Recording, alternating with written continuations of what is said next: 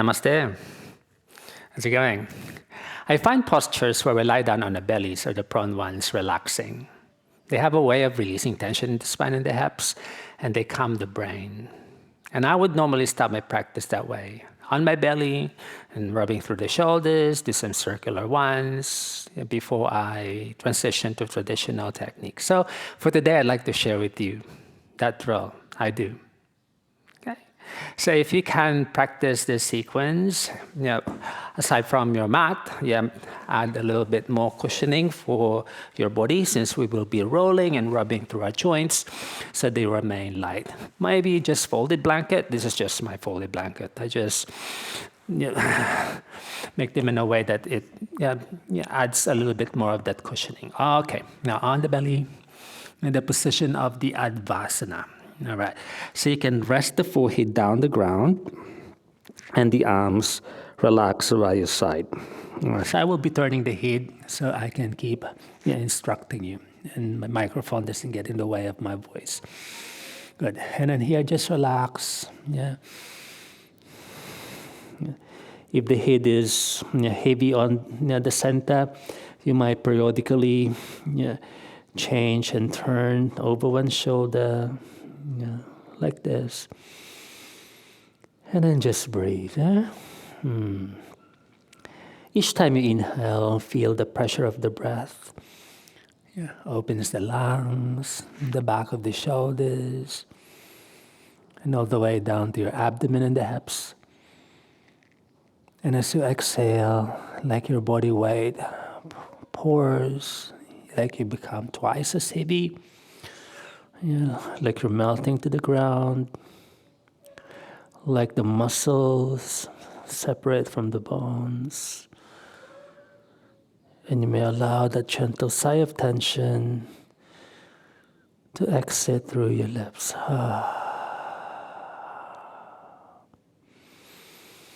Through the nose, inhale, exhale. After that, nose exhalation. Releasing tension further through a light simhasa. Good.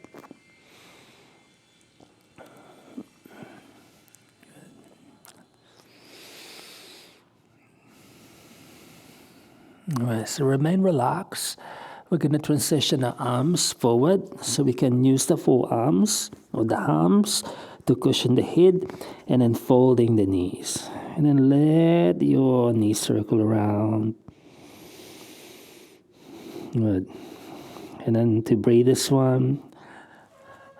As your knees circle towards you, inhale. And as they move away, exhale. You might even let them go like you're swinging and falling.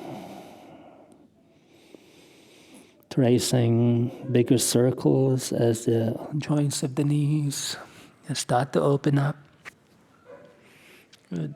You can turn the head to the side and then stop at one point and circle the opposite direction.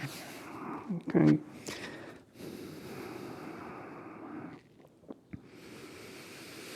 And after the circling, just waving your legs from side to side. Your foot may touch the floor in the middle, or you may find them like they crossing as they fall, and around in circles again. Love this flow. Okay, and then side to side again. Okay, now we're going to stretch the shoulders, all right? So that folded blanket, fold it another half. And we're going to allow that shoulder, either shoulder, to fall over the edge. Okay, so let me go so you can see clearly the form. Good. Okay.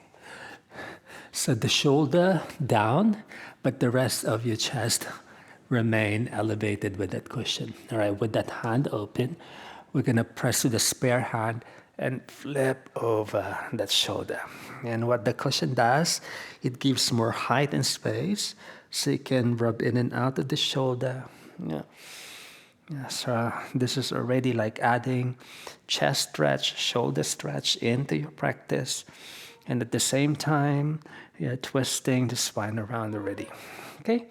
And then you can just settle for a breath or two with the head falling. Good. And then from there, turn the head away from the floor. Yeah, you may trace that circular motion with the head falling and lifting, nodding, and shaking. Okay, and after that next breath, return to the middle. Okay, and we're just changing shoulder. All right, shoulder down, chest remains cushioned. You can lift the legs there, you can lift the hips. Yeah, if this is difficult, just one leg, yeah? Okay. You may rub in and out of the shoulder. Feels good, this one. Especially after your day of like working on the computer. I did my admin today and I didn't realize I was like working already for like from 9 up to 5 p.m. Non-stop, yeah. And then back to the center because Wednesdays admin days, and that's the only day I can do to catch up with my paperwork, marketing, business side of the school, and then rubbing in and out. Good. And then one more change to the opposite shoulder. Okay. Yeah, beautiful. And then back to the chest. All right, so you can keep that folded blanket there and then just move around in circles. And right away you can feel the sense of lightness in the low back already. Yeah, like it's a form of extension. Yeah. Okay, now when the hips are ready, you can start to lift one hip and allow that foot to touch to the back. Well, you can turn the head and the shoulders so it's not too heavy for your neck. And now this is like twist already. Yeah. Okay. All right, and then from there, you can let the head fall to the side and then back to your Advasana or the reverse corpse. All right, just one more thing. If you're rolling the head to the side, just slightly tuck the chin closer to your collarbone, and that prevents your neck from over twisting. Okay. My microphone is getting in the way, so I'll just turn my head the other side. Yeah, feel free to do so. So, in here, you can allow your face to touch the floor with your chest cushioned with that blanket. And breathe.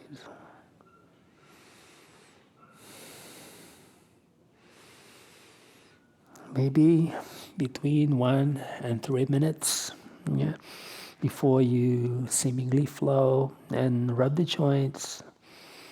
But the idea is to remain relaxed facing the earth. Okay.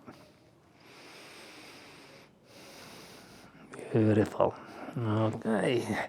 And then crossing again forward and circle around. This time, let's try to move the circle bigger and the range of motion faster. Okay. And then you can combine now, lifting and twisting and circling around, reversing, and side to side the hips fall. You can even crisscross those legs. Okay, and then from there, we're gonna rub the shoulders again. This time not too long, maybe 1 or 2 breaths aside, and then down, and then change. Okay, so you can even, flow this, one breath at a time. Yeah. All right, and after the next, return to the middle. Okay, now this time we're just crossing our shins, crossing our ankles, If it's your nature with your legs falling out to the side, that's fine. Yeah. Mine always falls to the left. Well, to my right side. Yeah, left on your angle because it's the camera facing angle. Knees. Good. And of course, it's wise to balance. You can allow them to fall to the other side.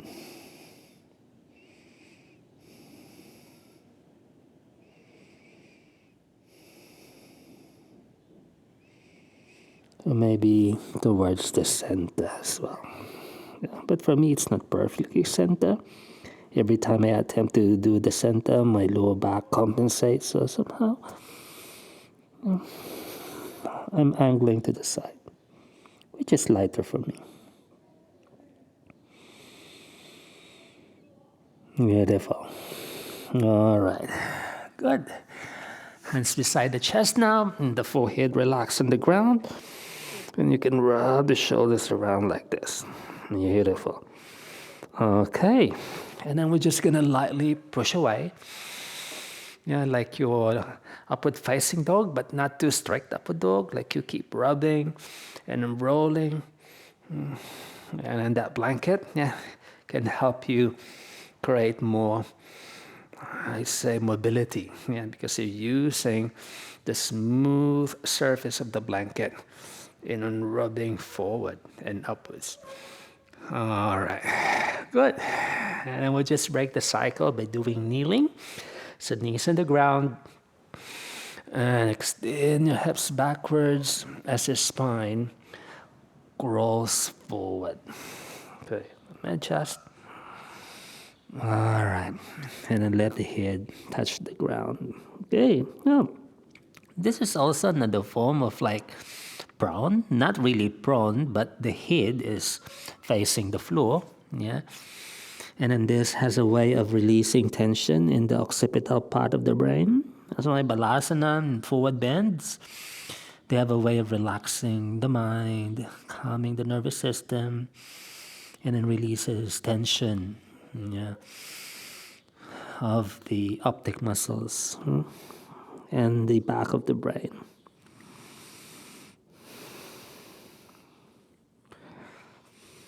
Okay. Good. I will progress this to an inversion.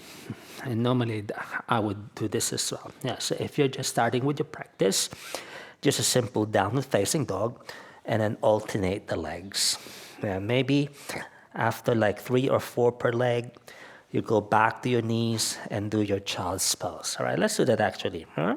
You can lift and then drop and change. Okay, you can adjust the hand too. Your shoulders are open already after rolling through them.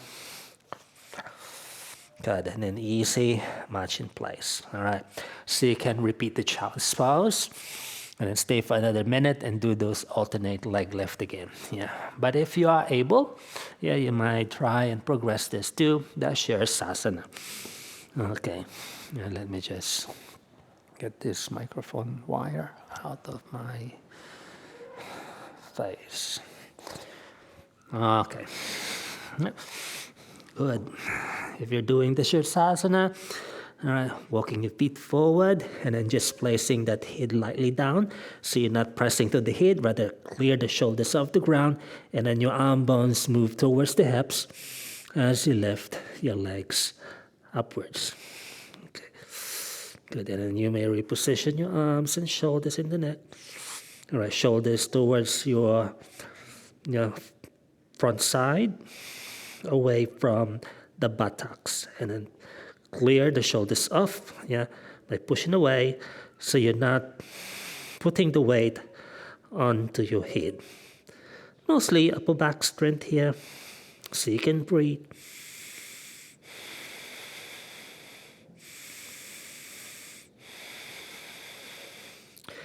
Also, that cushion, yeah, adds comfort for your elbows, for your shoulders, and it makes the technique lighter.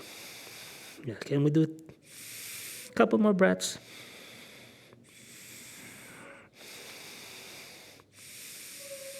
inversions. Yeah, we drain the lymphatic system and bring the energy from the peripheries to the brain. All right, one more breath.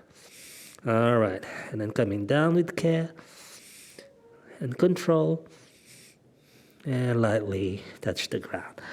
All right, inhaling and exhale. Rest. You can let your arms extend behind you to decompress the shoulders. Yeah? You can rub your shoulders around in circles and breathe.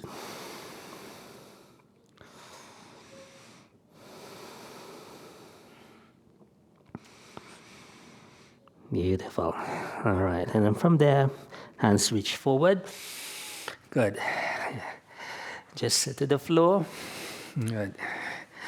And then from there, hands support you, and we're gonna roll on our backs. Yeah. So just to change the flow of the energy. All right. And then from there, allow your legs to fan side to side, and your hips to twist from side to side. If the head is heavy from the headstand or the child's pose, you can cross the arms behind the head for additional cushion or elevation. Or you can just allow them to open wide across. So keep going. And then to breathe this one, inhale them up. Exhale and twist. Inhale, exhale and change until such time that the legs can go freely. So one leg opens before the other one falls up and down. Okay, you can also try this technique of the knee swinging up. Feels good, this one. Also one of my favorite transitions. Okay. And after that, next side, just come back center, crossing your legs at the shins, and then gently move to a rocking motion, up and down, up and down. All right, good. Head down, leg closest to me, relaxes forward, and then the other knee crosses. Good, you might reposition your hips like you want to stack them first before you open the spare arm wide across. So you're doing a universal lying down twist. And then the head turn towards that free arm. You can allow your eyes to close here. Breathing mindfully, inhaling, exhaling.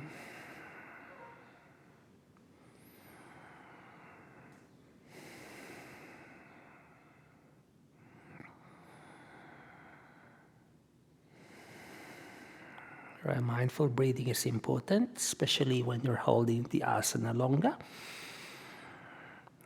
as well as where you focus. Yeah, in here you can let your eyes relax and like you're magnetizing your forehead using the optic muscles.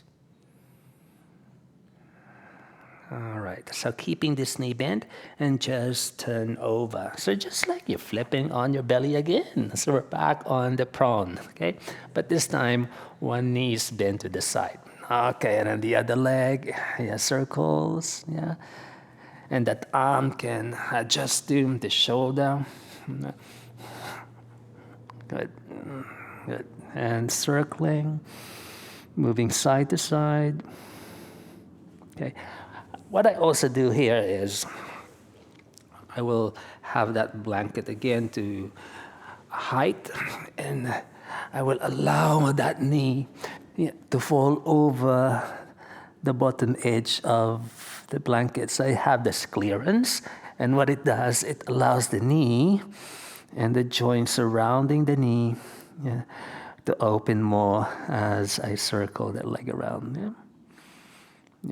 Freeing the heaviness. Okay. But if this elevation, your knee doesn't like it, you can just go maybe not too high, just make sure there's clearance for your knee to hang over the edge. So your knee is not rubbing down the floor. But you can actually do that. But I find with that additional space, more clearing and decompressing for not just the knee, for the hip, yeah, and that lower back too. Okay, you can just stay with your knee bent, or that opposite hand grabs hold of the foot. You can rub the foot and the toes and the ankle. You can even go flat with the opposite hip as well. If the head feels heavy looking that direction, you may change to.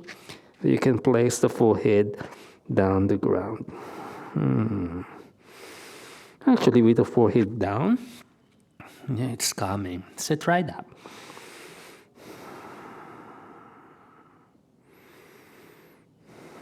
All right, and just rubbing that foot away.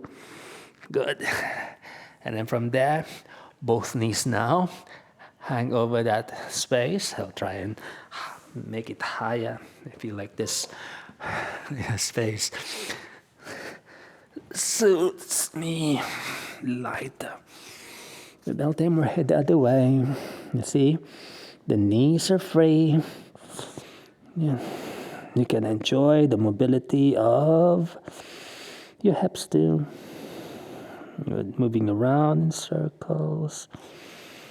And then side to side. You can also feel the decompression of the low back, this one. Like you're doing a gentle extension. But more organic, more through mobility, like you're turning and coiling through the linings, like gears inside the body. You can kick and then fall, up and then down. Okay, you can now combine as well this. Yeah, so we're just back. We're just redoing the elements over and over again.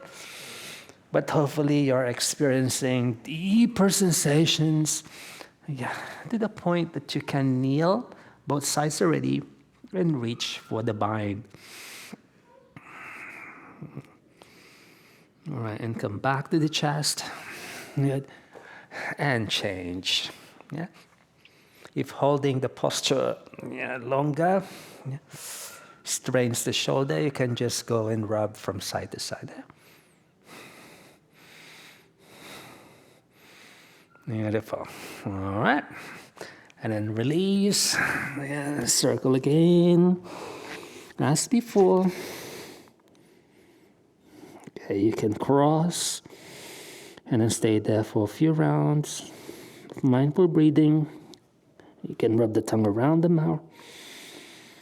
And then changing sides. You can change legs as well.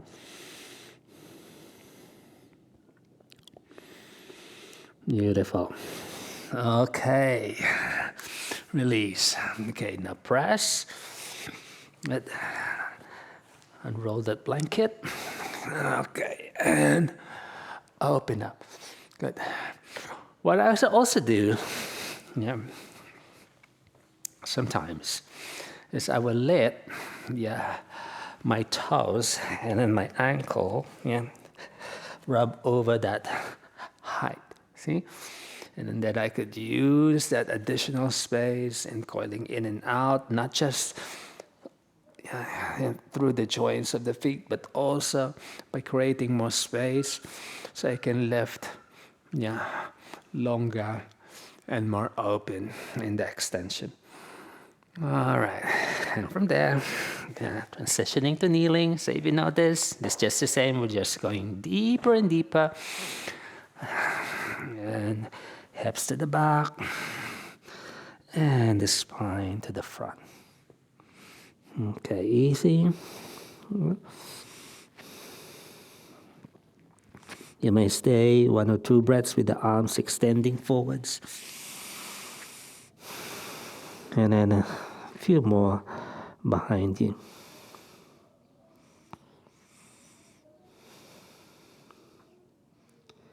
All right. Let's do alternate 3-legged dog. You can just find the grit of your mat again.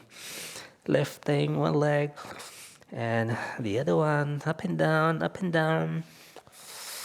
You can rub like this, extending that hand too. And the other one, you might be feeling your right hip is more open than the left because of that additional, yeah, yeah, flapping fish with practice, and then just settle. All right, and from there, yeah, we're gonna do another inversion. All right, you can cross through and sit on the ground. Right now, that blanket again, you're gonna fold it. So you have now this face because we're gonna place our head flat on the mat with our shoulders enjoying the additional padding. Okay, good. So try this first. If it's heavy, I'll teach you some modifications. All right, if for example, doing this and you feel, oh, it's still low, you can refold your blanket so it's higher. All right.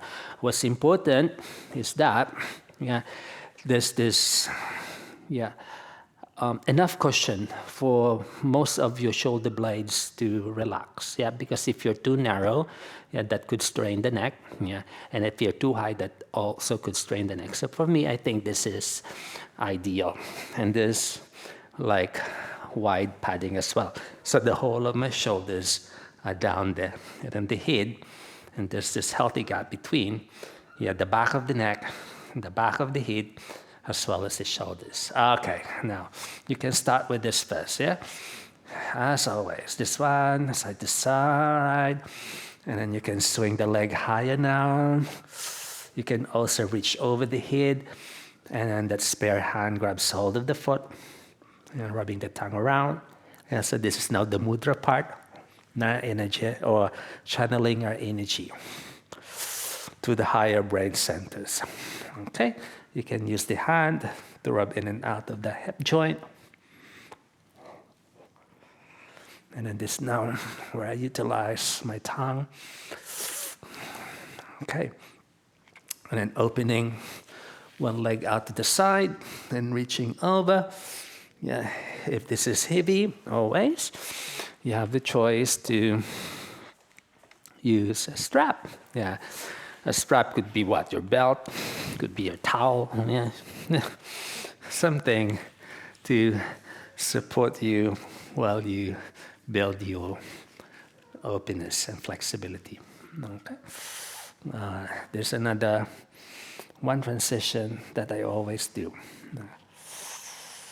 Okay, feels good for the hips, like your Supta Padangusthasana, but you're employing and utilizing the prop as your additional support.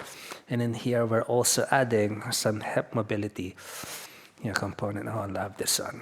Yes, especially after sitting for like many hours.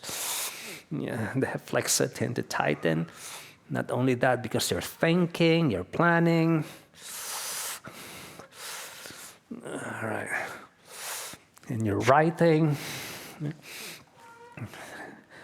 If you're thinking, your body tightens because you are pulling your energy towards the brain. All right. Very open now. Okay. You can do a few of this, up and down, up and down. All right. So that will allow you to assess the cushion. I think I need a little bit more of that wide support under me. That's it. All right. That's better. So the back is fully supported. Okay. Now, option one. You can just lift the legs like this. And then just stay here. Or you can what? Another alternative. When you do your home practice, you don't have to, yoga props are quite affordable. You don't have to have the flash ones. Or you can use pillow, stack of books, or you can just even improvise like a timber, to serve as your prop. Okay, option one is right here. Again, the head, see, the head is resting, and there's this, let me just adjust my prop so you can clearly see. the alignment. Yeah, head down, back of the neck long, shoulders supported, and then you can just adjust your prop. Yeah, so you're not rubbing the bony part or the sensitive part of your hips. Yeah, you're placing that your block down the flat bones at the hips. Okay, and here probably you can just stay or second level, with your knees bent and your feet are hanging loose. Oh, feels good, this one. All right. If you feel like the need to circle around, you can do that. Or you can lift your legs up and adjusting maybe forward or backwards, and then moving your hands towards the opposite end, so you have that healthy gap between your shoulder, the neck, and the ears. You can rub around in circles. All right, so like a version of the what? Viparita Karani. Or, you can practice the Viparita Karani, if you're able. You can, reach over first. You can reposition, clearing. This is how I do it. I will press up here so I can clear my spine off my shoulders. Again, when you're doing that, don't turn the head, I'm turning the head so I can, that's my nature as a teacher. I keep looking. Okay, now you can, energize the core and then lift, or I keep adjusting. And the Viparita Karani, you're not perfectly stacked.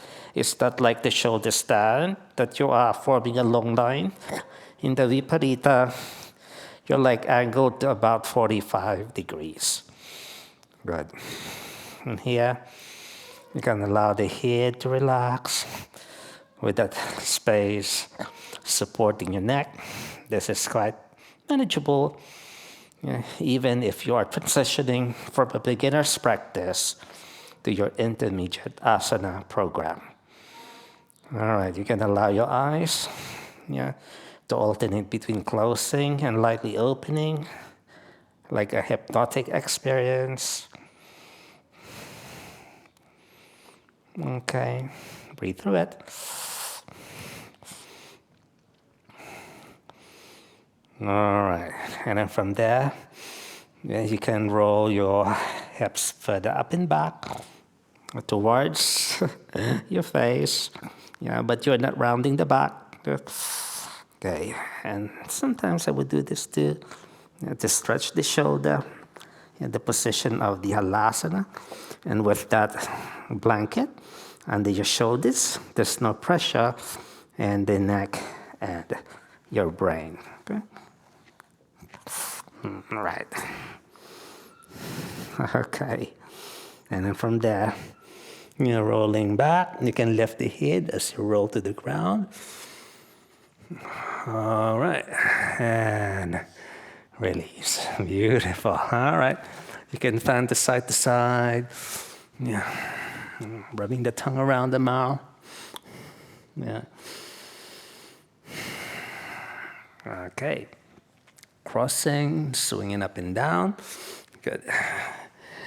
And then you may already allow that blanket to go wide and flat again. Keep moving. All right. And you can do this too as a way of releasing tension in the lateral side after that inversion. And the other one. Beautiful. Okay. Almost finished. Leg closest to me, relaxes forward. And then the other knee crossing on top. Yes. You might have thought I've forgotten this now.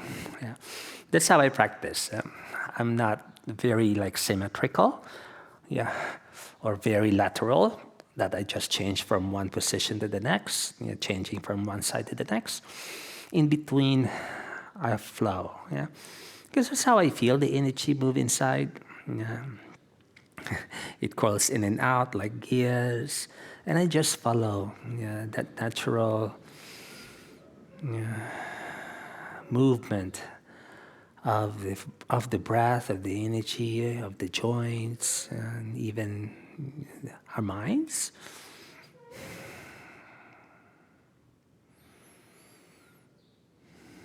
And because our energetic anatomy, although they are made up of like three major ones, right, left, and center, yeah, in between there are intersections, and that's my inspiration. Yeah?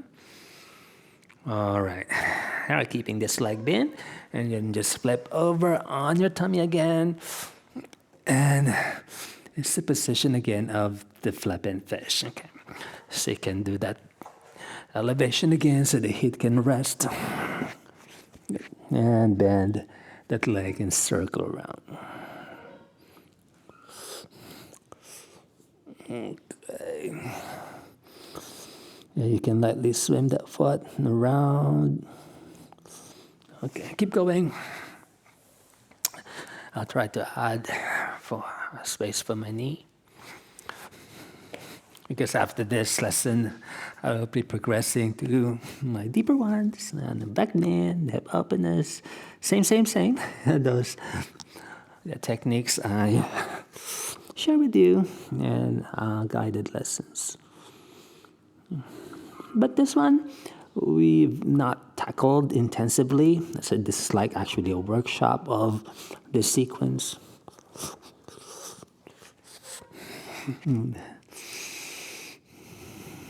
All right, and you can rub that side longer with the hand. And you can also move this side longer, coiling in and out like the caterpillar crawling.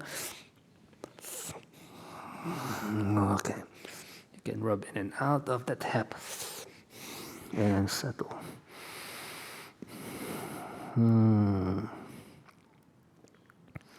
Okay, let me try the forehead too.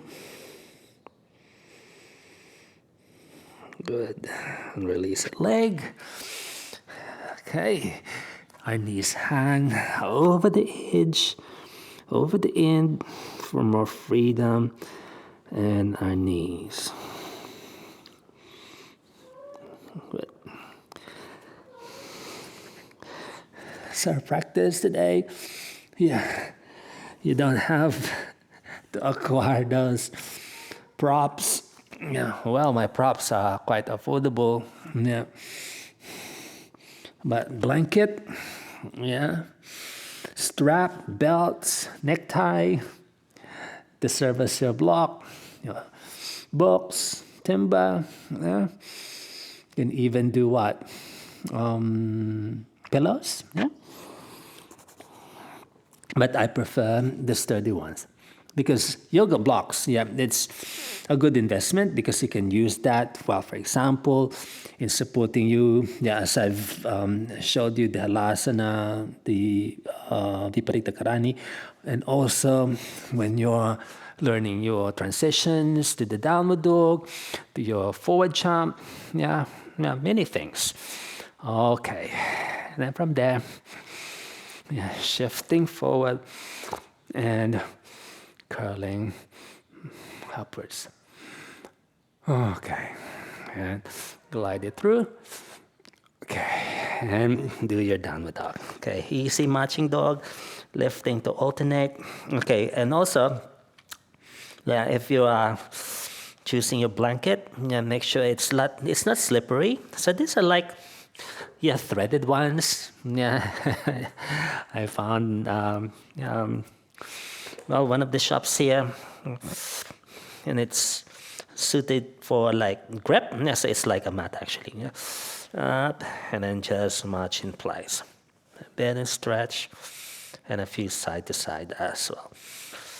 All right, and let's finish the session with back bends. Okay, probably your body is so loose now. You can do Ustrasana, or again, well, blocks can support you in aiding and in giving you additional height, whether medium or the high. Okay, good. Or you can do it flat on your feet. Yeah, I'll show you both. Yeah, breathing in.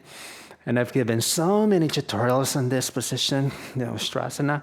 Just feel free to study them, for more intensive learning. Yeah. But at this stage of my practice, yeah, using the block in the Ustrasana is actually restricting my movement. So what I'll do is I'll just do it freely. All right. Good. You can move in and out of the shoulder.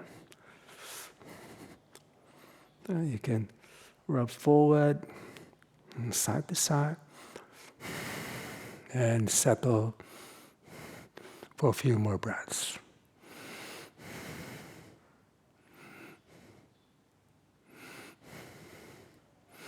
All right, come up and walk your knees in place.